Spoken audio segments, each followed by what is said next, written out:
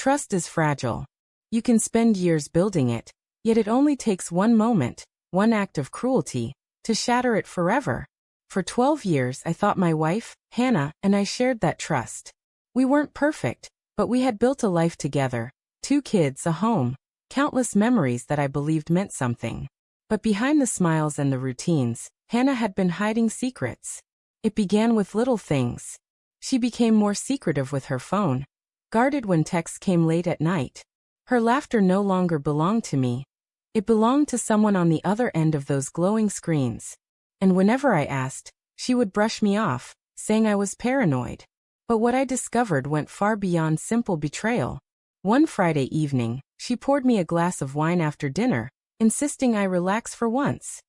It seemed innocent enough, but something about the way her eyes flickered, the way her hand trembled slightly, made me pause.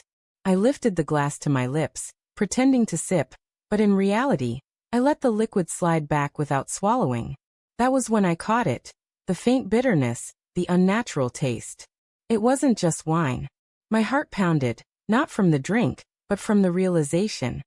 Hannah was trying to put something in me. Something that would weaken me, silence me. Maybe even worse. I excused myself calmly, set the glass on the counter, and stepped into the kitchen. But instead of pouring it down the sink, I made a quick decision. I swapped my glass with hers. Same wine, same cup. Only now she was the one holding it. And when she raised it to her lips, I sat back and waited. At first, Hannah didn't notice. She sipped casually, her eyes darting toward me, clearly expecting me to start feeling the effects. She even smiled faintly, as though victory was only a few minutes away. But then something changed. Her smile faltered. Her hand, the same one that had lifted the glass so confidently, began to tremble. She set it down quickly, licking her lips as though the taste was off. Her eyes widened, confusion first, then dread. I stayed silent, watching every flicker of emotion cross her face. "What's wrong?" I asked, keeping my voice calm, even curious. She shook her head quickly, forcing a laugh. "Nothing, just maybe the wine's a little strong tonight." But her breathing grew shallow, her fingers tapping nervously against the table. She knew. She had expected me to be the one squirming in discomfort, maybe collapsing in front of her. Instead, she was the one unraveling. I leaned back, crossing my arms. "Funny," I said softly. "That's the same glass you poured for me. You're drinking what you meant for me, aren't you, Hannah?" Her eyes snapped to mine, fear written all over her face. She opened her mouth to deny it, but no words came out.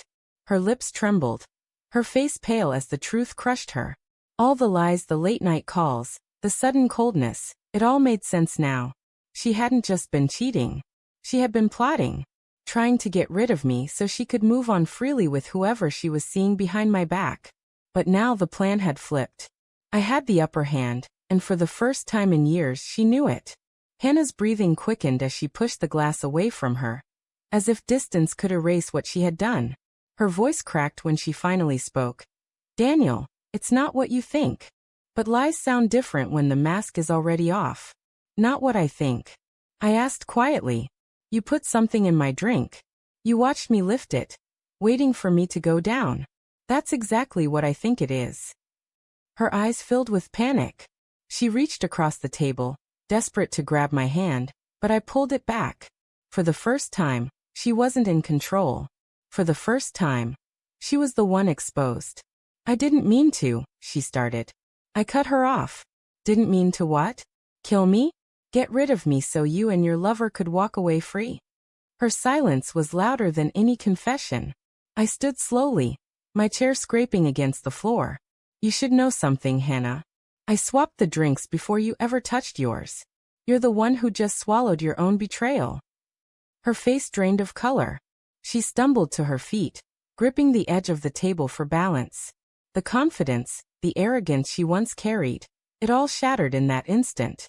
But here's the twist. I hadn't poisoned her. I hadn't stooped to her level. What she had poured into that glass was nothing more than a crushed sedative. Enough to make me drowsy, easy to manipulate, maybe even dangerous behind the wheel. I knew because I'd tested the residue before swapping. So I let her panic. I let her sweat. imagining every possible consequence of her own scheme. Finally, I leaned in close and whispered, "You've been caught, Hannah. And tonight, you're the one exposed. I'll be speaking to my lawyer in the morning. Divorce. Full custody. And trust me, your little boyfriend won't save you when the truth comes out." Her lips parted, but no words came. Only fear. And as I walked out of that room, leaving her shaking behind me, I realized the sweetest revenge wasn't the swap. It was letting her destroy herself.